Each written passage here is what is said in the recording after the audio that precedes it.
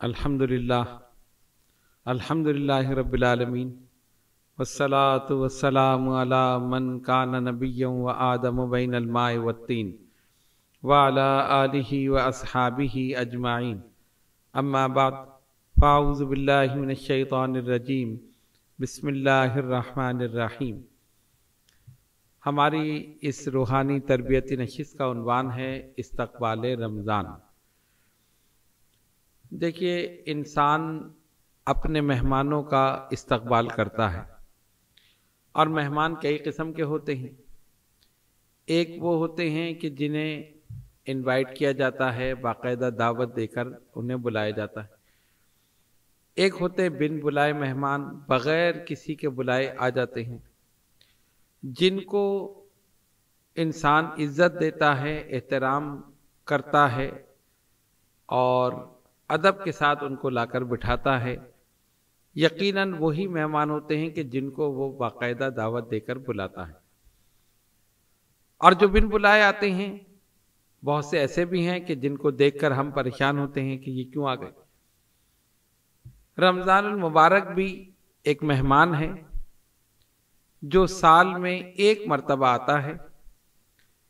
رحمتیں، برکتیں، فیوز و برکات یہ سب لے کر آتا ہے۔ جو اس کا ادب کرتا ہے، احترام کرتا ہے، اس کو بھرپور نوازتا ہے۔ اچھا، جس مہمان کی آمد سے پہلے اس کا مقام بتایا جائے وہ بڑا معتبر ہوتا ہے اور بڑا محترم ہوتا ہے۔ آپ دیکھتے ہیں نا، کچھ مہمان ایسے جن کو ہم بلاتے ہیں تو ان کے آنے سے پہلے ہم گھر صاف کرتے ہیں، چادر اچھی بچھاتے ہیں، گھر میں پھول وغیرہ رکھتے ہیں، سجاتے ہیں، گھر والوں کو یہ بتاتے ہیں کہ جب وہ آئیں تو اس طرح بیٹھو، اس طرح اٹھو، اس طرح سلام کرو، اس طرح کھانا ان کے سامنے رکھو۔ یہ ساری چیزیں، یہ سب اس بات کی دلیل ہے کہ جو آنے والا ہے وہ بڑا محترم اور بڑا مقدس ہے اور اس کے سامنے بڑا باادب رہنا ہے۔ بلا تشبیہ و تمثیل، نبی پاک علیہ الصلوۃ والسلام نے اس ماہ مبارک کی آمد سے قبل ہی اس کے متعلق بتا دیا۔ روایت میں آتا ہے کہ حضور پرنور صلی اللہ علیہ وسلم نے شعبان المعظم کی 29ویں تاریخ کو صحابہ اکرام رضوان اللہ تعالی علیہم اجمعین کے مجمع سے خطاب فرمایا سنو، عنقریب تم پر ایک ایسا مہینہ سایہ فگن ہونے والا ہے کہ جس میں ایک رات ایسی ہے کہ اس ایک رات میں عبادت کرنا 1000 مہینوں سے بہتر ہے۔ اب دیکھیے، رمضان ابھی شروع نہیں ہوا، سرکار دو عالم علیہ الصلوۃ والسلام پہلے ہی اس آنے والے مہمان کی، آنے والے مہینے کی فضیلت بیان فرما رہے ہیں۔ اس سے پتہ چلا کہ رمضان المبارک ایک ایسا مقدس محترم مہینہ ہے کہ جس کی فضیلت اس کی آمد سے قبل اللہ کے پیارے نبی صلی اللہ علیہ وسلم نے بیان فرمائی۔ اچھا، ہم کہتے ہیں کہ رمضان المبارک کا استقبال، پہلے سمجھنا چاہیے کہ استقبال ہم کیسے کریں۔ آپ دیکھتے ہیں کہ جب بھی یہ مہینہ آتا ہے، ہر سال ہم دیکھتے ہیں، مشاہدہ کرتے ہیں کہ لوگ استقبال رمضان کے سلسلے میں محفل منعقد کرتے ہیں۔ کہیں نعت خوانی ہے، کہیں جلسہ ہے، کہیں تقاریر ہے کہ ہم رمضان المبارک کا استقبال کر رہے ہیں، ایک مقدس محترم مہینہ آ رہا ہے۔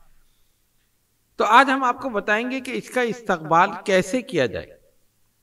اگر آپ کسی سے پوچھیں کہ رمضان المبارک کی تیاری کی، اس کے استقبال کی تیاری کی، کہتے ہاں جی ہاں، ہم نے تیاری کر لی۔ اگر آپ پوچھیں کیسے کی، کہتے کہ جی میں نے وہ بیسن لے کے رکھ لیا پھلکیوں کے لیے کہ وہ پھلکیاں بنانی ہے، پکوڑے تلنے، میں نے وہ آٹا لے کے رکھ لیا، میں نے جوس کی بوتلیں لے کے رکھ لی، فلاں چیز لے کے رکھ لی، پہلے سے میں نے رمضان کی تیاری کر لی۔ ایک ہے جسمانی تیاری اور ایک ہے روحانی تیاری۔ اب اگر کوئی یہ کہتا ہے کہ میں نے یہ تمام چیزیں رمضان کی آمد سے پہلے لے کر رکھ لی، تو ہم یہ کہتے ہیں کہ غلط نہیں ہے، یہ بھی صحیح ہے، یہ بھی ایک تیاری ہے، تاکہ آپ کو روزے کی حالت میں مشقت نہ اٹھانی پڑے، جانا نہ پڑے، کوئی چیز لانے کے لیے آپ جا رہے ہیں، یہ کر رہے ہیں وہ کر رہے ہیں، تو پہلے سے آپ نے تمام چیزیں رکھ لی۔ ہاں اگر وقت پہ کسی چیز کی ضرورت پڑی تو آپ لے آئے، یہ تیاری بالکل غلط نہیں ہے، یہ درست ہے۔ لیکن میرے بزرگوں اور دوستوں، اس ماہ مبارک کی اصل تیاری جو ہے وہ ہے روحانی تیاری، اس لیے کہ یہ روحانیت کا موسم بہار ہے۔ اور موسم بہار اس لیے ہم نے یہ لفظ استعمال کیا کہ اس سے روح میں جلا پیدا ہوتی ہے، تازگی پیدا ہوتی ہے۔ اس میں وہ اعمال ہیں، وہ چیزیں ہیں کہ جب ہم وہ عمل کرتے ہیں تو ہماری روحانیت میں اضافہ ہوتا ہے، ہمارے قلب کو سکون، تسکین ملتی ہے، اللہ تبارک و تعالی کا قرب حاصل ہوتا ہے، شیطان دور ہوتا ہے اور رحمان قریب ہوتا ہے۔ یہ تمام چیزیں ہیں۔ تو اب روحانی تیاری کیا ہے؟ جسمانی تیاری تو آپ نے سن لی کہ آپ نے کھانے پینے کی چیزیں رکھ لی، دیگر اشیاء جو تھی آپ نے پہلے سے رکھ لی۔ روحانی تیاری یہ ہے کہ ابھی رمضان المبارک کا مہینہ شروع نہیں ہوا، آپ پہلے ہی یہ نیت کر لیں کہ انشاءاللہ تعالی مجھے اس پورے مہینے میں تراویح پڑھنی، پورے مہینے کے روزے رکھنے ہیں، تلاوت قرآن روزانہ کرنی ہے، یا جیسے بھی ہو ممکن ہو ہر دن آپ کریں تو بہت بہتر ہے۔ اسی طرح اگر اللہ نے توفیق دی تو اعتکاف کرنا ہے۔ شب قدر یعنی جتنی بھی یہ مقدس یہ طاق راتیں ہیں، یہ سب کی سب راتیں مجھے جاگ کر گزارنی۔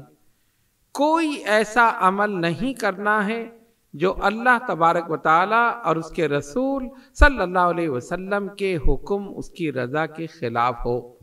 یعنی اس پورے مہینے کو اطاعت، فرما برداری کے ساتھ گزارنا، عبادت ریاضت سے مزین کرتے ہوئے گزارنا۔ اس کا کوئی لمحہ جو ہے وہ کھیل تماشوں میں، لہو و لعب میں، فضول باتوں میں نہیں گزارنا۔ رمضان کی اصل تیاری یہ ہے کہ ابھی مہینہ شروع نہیں ہوا، آپ پہلے ہی یہ عہد کر لیں، نیت کر لیں، اور جب آپ نیت کر لیں گے انشاءاللہ تعالی اللہ رب العالمین کا کرم ہوگا کہ یہ پورا مہینہ آپ اسی طرح گزاریں گے جس طرح آپ نے نیت کی ہے۔ اب آئیے غور کریں، جب یہ ماہ مبارک شروع ہوتا ہے سب سے پہلے کون سا کام ہے؟ سب سے پہلے یعنی چاند آپ نے دیکھا، چاند دیکھتے ہی سب سے پہلا کام جو مسلمان کرتا ہے وہ ہے تراویح۔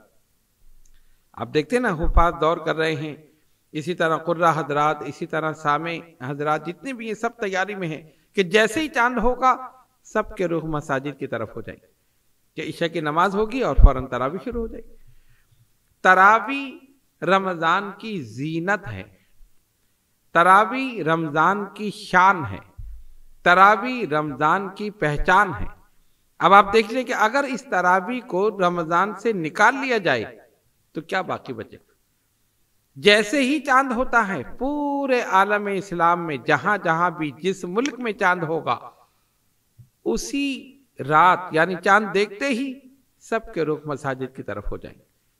حفاظ جتنے بھی ہیں وہ مساجد میں، کوئی گھروں میں، کوئی مختلف ہالوں میں، جہاں جہاں بھی تراویح میں کلام پاک سنا رہے ہیں، سب کا رخ اس طرف۔ اچھا، تراویح ہے کیا؟ یہ سنت مؤکدہ ہے، سنت مؤکدہ علی الکفایہ۔ نبی پاک علیہ الصلوۃ والسلام نے با اختلاف روایت 2 یا 3 دن تراویح کی امامت فرمائی۔ اس کے بعد صحابہ کی اتنی کثرت ہوئی کہ حضور پرنور علیہ الصلوۃ والسلام تشریف نہیں لائے، ساری رات صحابہ بیٹھے رہے۔ ابھی کاشان نبوت کا دروازہ کھلے گا، آقا علیہ الصلوۃ والسلام تشریف لائیں گے اور اس نماز تراویح کی امامت فرمائیں گے۔ لیکن نبی پاک علیہ الصلوۃ والسلام تشریف نہیں لائے، یہاں تک کہ فجر کی اذان ہوئی۔ حضور پرنور صلی اللہ علیہ وسلم تشریف لائے، نماز فجر کی امامت فرمائی، اور اس کے بعد ارشاد فرمایا تمہاری رات کی حالت مجھ سے پوشیدہ نہیں تھی، لیکن میں اس لیے نہیں آیا کہ کہیں آگے چل کے یہ نماز تم پر فرض نہ ہو جائے اور تم اس کو ادا کرنے سے عاجز نہ ہو جاؤ۔ کتنا خیال ہے نبی پاک علیہ الصلوۃ والسلام کو اس امت کا۔ اب کیا ہوا، متفرق طور پر صحابہ تراویح پڑھتے رہے، سرکار دو عالم علیہ الصلوۃ والسلام نے پردہ فرما لیا، سیدنا ابو بکر صدیق رضی اللہ تعالیٰ عنہ کا دور آیا، اسی طرح تراویح ہوتی رہی، دو ادھر دو ادھر چار ادھر، علیحدہ علیحدہ اپنے اپنے طور پر صحابہ پڑھتے رہے۔ پھر دور آیا سیدنا فاروق اعظم رضی اللہ تعالیٰ عنہ، آپ نے دیکھا کہ لوگ الگ الگ تراویح پڑھ رہے ہیں، آپ نے صحابہ سے مشاورت کی، فرمایا کیا ہی اچھا ہو کہ یہ لوگ جو علیحدہ علیحدہ تراویح پڑھ رہے ہیں ہم ایک امام کے پیچھے تراویح پڑھیں، اسلام کی ایک جامعیت نظر آئے گی، اتحاد اور یگانگت نظر آئے گی۔ ظاہر ہے سب مل کر جب پڑھیں گے، ایک تو ہے نا کہ الگ الگ دو ادھر پڑھ رہے ہیں دو ادھر، اور ایک یہ کہ سب با جماعت ایک امام کے پیچھے۔ صحابہ نے اس چیز کو پسند کیا اور سب نے کہا کہ ہاں یہ بالکل درست ہے، آپ کی رائے کو پسند کیا گیا۔ حضرت ابی بن کعب رضی اللہ تعالی عنہ جو حافظ قرآن قاری قرآن تھے اور اللہ تبارک و تعالی نے انہیں بہترین آواز عطا فرمائی تھی، سیدنا فاروق اعظم رضی اللہ تعالی عنہ نے فرمایا ابی تم ہمارے امام بن جاؤ، ہم سب تمہارے مقتدی بن جاتے۔ وہ امام بن گئے، سارے مقتدی بن گئے۔ پہلی مرتبہ سیدنا فاروق اعظم رضی اللہ تعالیٰ عنہ کے دور میں با جماعت نماز تراویح ادا کی گئی۔ اب جب سب نے دیکھا ایک اتحاد یگانگت جامعیت نظر آئی، ایک امام کے پیچھے سب جمع ہیں، اسلام کی شان نظر آئی، رمضان کی شان نظر آئی، سب نے اس چیز کو پسند کیا اور یہ سلسلہ جاری ہو گیا، آج تک جاری ہے، انشاءاللہ تعالی قیامت تک جاری رہے گا۔ نبی پاک علیہ الصلوۃ والسلام کی حدیث شریف جس کا مفہوم یہ ہے کہ جس نے دین میں کوئی ایسی چیز ایجاد کی جس کی وجہ سے دین کو فائدہ ہے، اس کی اشاعت ہے، ترویج ہے، جتنا ثواب اس پر عمل کرنے والے کو اتنا ہی اس کے جاری کرنے والے، بلا تشبیہ و تمثیل۔ جب تک نماز تراویح ہوتی رہے گی اور انشاءاللہ قیامت تک ہوتی رہے گی، اس کا ثواب سیدنا فاروق اعظم رضی اللہ تعالیٰ عنہ کی روح مبارک کو پہنچتا رہے گا۔ حضرت علی شیر خدا رضی اللہ تعالیٰ عنہ رمضان المبارک کا مہینہ مسجد کے پاس سے گزرے، دیکھا کہ قرآن پڑھنے کی آواز آ رہی، تراویح پڑھ رہے ہیں لوگ، آپ کی آنکھوں سے آنسو جاری ہوئے، اپنے دستے مبارک دعا کے لیے اٹھائے، فرمایا اللہم نور قبر عمر کما نور مساجد اللہ بالقرآن، اے اللہ عمر کی قبر کو اپنے نور سے روشن کر دے جس نے تیری مسجدوں کو قرآن سے روشن کر دیا۔ سیدنا فاروق اعظم رضی اللہ تعالیٰ عنہ کی مرقد مبارک پر اللہ رب العالمین بے شمار رحمت نازل فرمائے، جب تک یہ نماز تراویح ہوتی رہے گی ثواب ان کے روح مبارک کو پہنچتا رہے۔ تو سب سے پہلے تراویح جو عمل سب سے پہلے مسلمان رمضان المبارک کے شروع ہوتے ہی کرتے ہیں وہ ہے نماز تراویح، اور اسی نماز تراویح کی برکت ہے کہ لوگ قرآن کریم حفظ کرتے ہیں۔ آپ دیکھتے ہیں نا، اگر تراویح میں قرآن نہ سنایا جائے تو پھر انسان حفظ کیوں کرے؟ اسی لیے حفظ کرتے ہیں کہ نماز تراویح پڑھائیں گے، اس میں قرآن کریم سنائیں گے، لوگ سنیں گے۔ اگر یہ چیز ہٹا دی جائے تو حفاظ کی تعداد بھی کم ہو جائے گی۔ اسی لیے ہم یہ کہتے ہیں کہ تراویح رمضان کی شان ہے، رمضان کی پہچان ہے، اور اسی میں برکت ہے، اسی میں رحمت ہے، اور اس کی وجہ سے رمضان المبارک کی رونق ہے۔ اب آئیے، اس کے بعد ہے روزہ، یعنی چاند دیکھ کر تو آپ نے جو عمل شروع کیا سب سے پہلے وہ ہے تراویح، دوسرے دن روزہ۔ روزہ ہر مسلمان عاقل بالغ مرد عورت پر فرض ہے، اس کو چھوڑنا نہیں، اور اس کے چھوڑنے کی جو صورتیں ہیں قرآن کریم نے بتایا، اگر تم مریض ہو یا سفر میں ہو تو تم اس کی قضا کرو دوسرے دنوں میں، یعنی ان صورتوں میں تم چھوڑ سکتے ہو لیکن اس کی قضا لازم ہے، ضروری ہے۔ عورتوں کے جو احکام ہیں ان میں بھی یہی ہے کہ ان ایام میں وہ چھوڑیں گی لیکن اس کے بعد اس کی قضا لازم ہے۔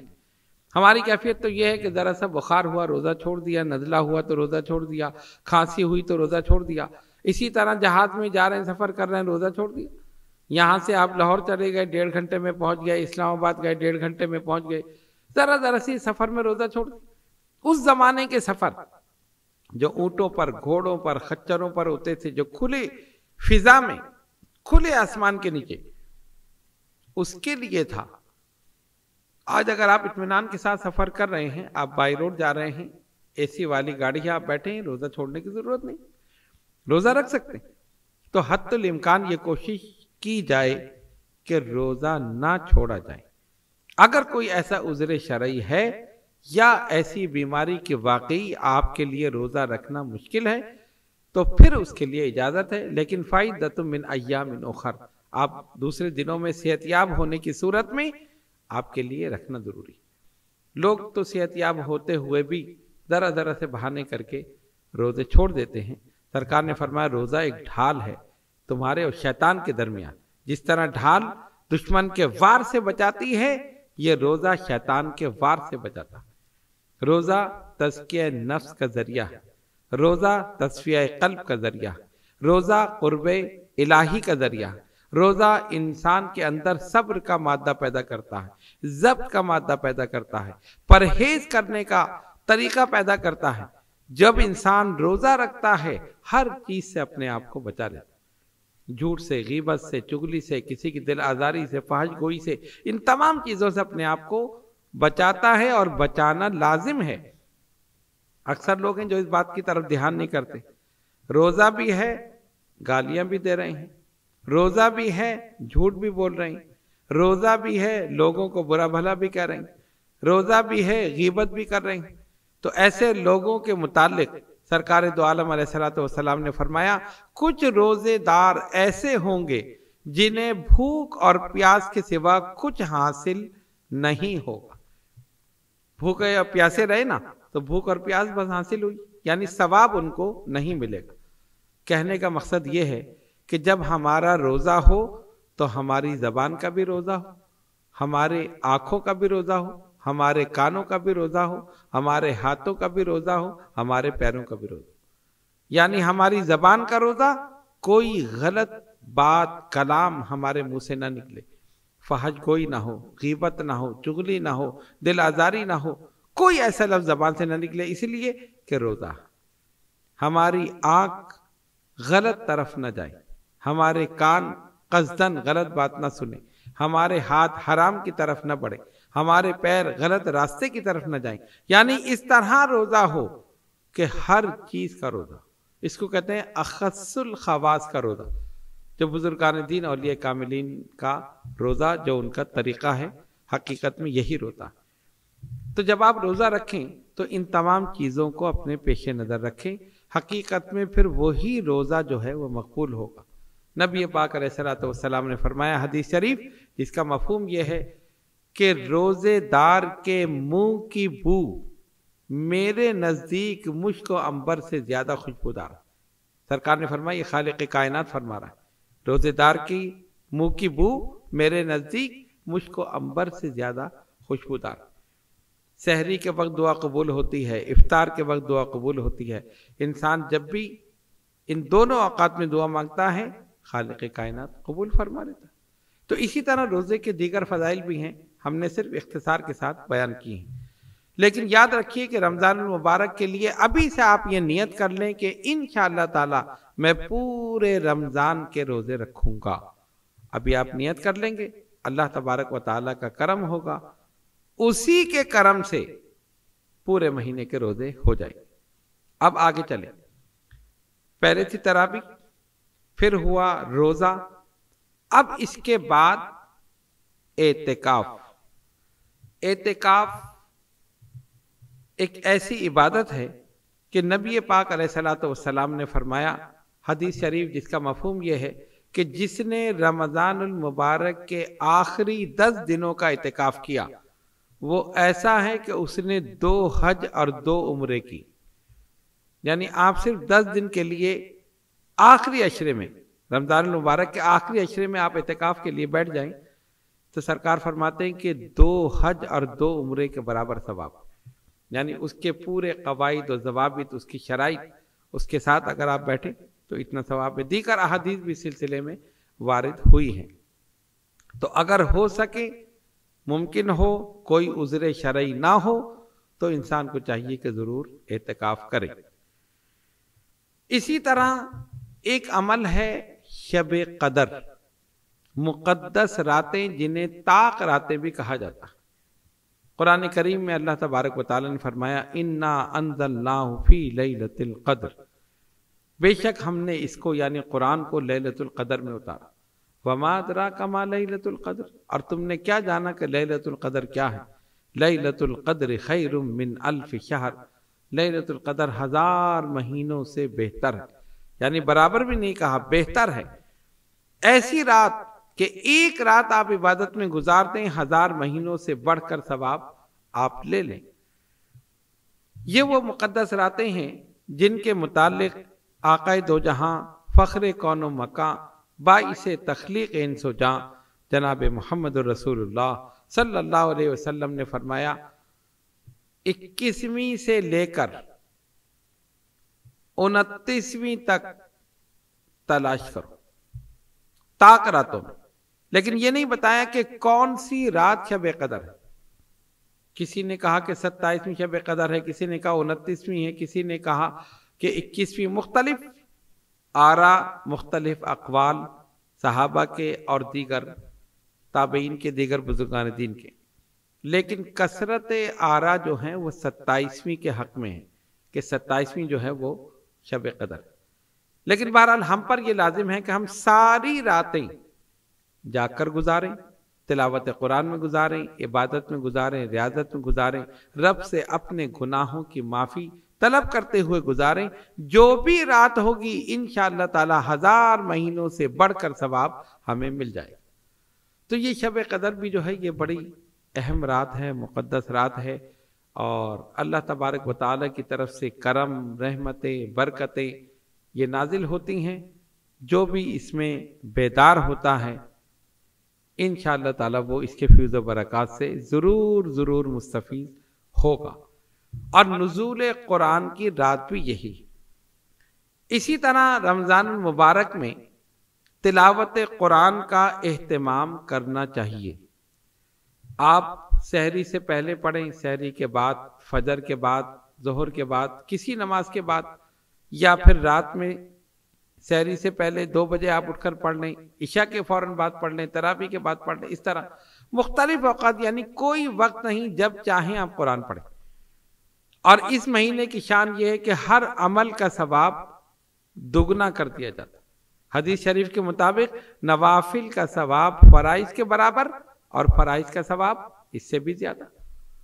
تو اس سے بڑھ کر اور مقدس بابرکت مہینہ اور کون سا ہوگا کہ آپ ایک عمل کر رہے ہیں، اگر عام دنوں میں اس کا ثواب 1 نیکی ہے تو اس ماہ مبارک میں 10 نیکی، اگر عام دنوں میں 10 ہے تو اس ماہ مبارک میں اس سے بڑھ کر ہے۔ تو اس میں خصوصیت کے ساتھ تلاوت قرآن کا اہتمام کیجیے، اور ابھی سے یہ سوچ لیں کہ ایک کلام پاک میں اس ماہ مبارک میں ضرور مکمل کروں گا، اور یہ بہت آرام سے ہو سکتا ہے۔ آپ یکم رمضان المبارک سے آپ شروع کر دیں، اور نیت یہ رکھیں اور طریقہ یہ رکھیں کہ 29 رمضان کو ختم ہو جائے۔ وہ اس وجہ سے کہ ہو سکتا ہے کہ 29 کا چاند ہو، تو اس لیے 1 دن آپ ایکسٹرا رکھیں، اور اس حساب سے پڑھیں کہ 1.5 سپارہ آپ روز پڑھ لیں یا 1 سپارہ، لیکن کسی دن آپ زیادہ پڑھ لیں۔ 29 کا حساب رکھیں کہ اگر 29 کا چاند ہو بھی جائے تب بھی ایک کلام پاک مکمل ہو جائے، اور اگر صبح شام پڑھیں گے تو آپ 2 بھی مکمل کر سکتے ہیں، 3 بھی کر سکتے ہیں، جیسے جس کی مصروفیت ہو وہ کلام پاک پڑھنے کا ضرور اہتمام کرے اس ماہ مبارک میں۔ ایک اور عمل ہے زکوٰۃ۔ قرآن نے کہا انما الصدقات للفقراء والمساکین والعاملین علیہا والمؤلفۃ قلوبہم۔ یہ سارے احکامات بیان کر دیے گئے کہ زکوٰۃ کن کن لوگوں پر فرض ہے اور کن لوگوں کو دی جائے گی۔ زکوٰۃ ہر مسلمان عاقل بالغ مرد عورت صاحب نصاب پر فرض ہے، صاحب نصاب ہونا شرط۔ اب کن کو دی جائے گی یہ ساری تفصیل ان آیت بینات میں بیان کر دی گئی۔ اب بہت سے لوگ ہیں جو صرف رمضان المبارک میں ہی زکوٰۃ دیتے ہیں، حالانکہ جب سال پورا ہو جائے زکوٰۃ واجب ہو جاتی ہے، فرض ہو جاتی ہے، فوراً اسی وقت دینا چاہیے۔ اگر آپ رمضان المبارک کا بھی حساب رکھتے ہیں، اور بعض لوگ شاید اس لیے بھی رکھتے ہیں کہ اس میں عمل کا ثواب بڑھ جاتا ہے، تو اس میں بھی چاہیے کہ ضرور زکوٰۃ، اس کے علاوہ صدقات و خیرات، اس کے علاوہ ویسے ہی لوگوں کی مدد کرنا، یتیموں کی، بیواؤں کی، مسکینوں کی، یا جو بھی مستحق ہے، زکوٰۃ کے علاوہ بھی آپ چاہیں تو اس میں مدد کریں تو اللہ تعالیٰ اس کا دگنا اجر، دگنا ثواب عطا فرماتا ہے۔ تو یہ وہ چیزیں ہیں جو اس ماہ مبارک میں ہمیں کرنی چاہیے۔ تو ان تمام چیزوں کو اپنے پیش نظر رکھیں، یہی رمضان المبارک کی اصل تیاری ہے، اور یہی اس کے استقبال کا طریقہ ہے کہ ابھی یہ ماہ مبارک شروع نہیں ہوا، لیکن آپ اس سے پہلے ہی آپ یہ سوچ لیں کہ مجھے یہ تمام کام کرنے ہیں، تراویح پڑھنی ہے، پورے مہینے تراویح پڑھنی ہے، پورے مہینے روزے رکھنے ہیں، اگر توفیق ہوئی تو اعتکاف کرنا ہے۔ شب قدر جتنی بھی راتیں ہیں مقدس طاق راتیں، یہ سب انشاءاللہ تعالی جاگ کر گزارنی ہے، تاکہ جو بھی شب قدر میسر ہو اجر و ثواب مل جائے، 1000 مہینے سے بڑھ کر ثواب مل جائے۔ قرآن کریم کی تلاوت کرنی ہے، نوافل پڑھنے ہیں، اور زکوٰۃ، صدقات و خیرات ان کی کثرت کرنی ہے، نبی پاک علیہ الصلوۃ والسلام پر درود پاک کی کثرت کرنی ہے۔ غرض یہ کہ ہر وہ نیک عمل اس ماہ مبارک میں کرنا ہے جس سے میرے نامہ اعمال میں نیکیوں کا اضافہ ہو، اور اس ماہ مبارک کی برکت سے اس کا ثواب دگنا بلکہ اس سے بھی زیادہ ہو جائے۔ تو یہ ہم نے آپ کے سامنے استقبال رمضان کے متعلق بیان کیا۔ ان تمام چیزوں کو اپنے پیش نظر رکھیے، اور ابھی سے سچے دل کے ساتھ یہ نیت کر لیجئے، انشاءاللہ تعالی آنے والے اس رمضان المبارک میں میں ان تمام چیزوں کو، تمام اعمال کو، جو بھی اس ماہ مبارک میں ہیں، جو فرض کیے گئے ہیں، انشاءاللہ تعالی میں اسے ادا کروں گا، اور ادا کرنے کی کوشش بھی کروں۔ یقین کریں کہ اگر آپ نیت کر لیں گے، اللہ تبارک و تعالی اپنے محبوب پاک صاحب لولاک صلی اللہ علیہ وسلم کے صدقے میں ضرور قبول منظور فرمائے گا، اور توفیق عطا فرمائے گا کہ ہم اور آپ یہ اعمال کر سکیں۔ اللہ رب العالمین جل جلالہ عم نوالہ ہم سب کو رمضان المبارک کے مہینے میں تراویح پڑھنے، روزہ رکھنے، مقدس راتوں میں شب قدر میں جاگنے، اور دیگر نیک اعمال کرنے کی توفیق عطا فرمائے۔ وآخر دعوانا ان الحمد للہ رب العالمین۔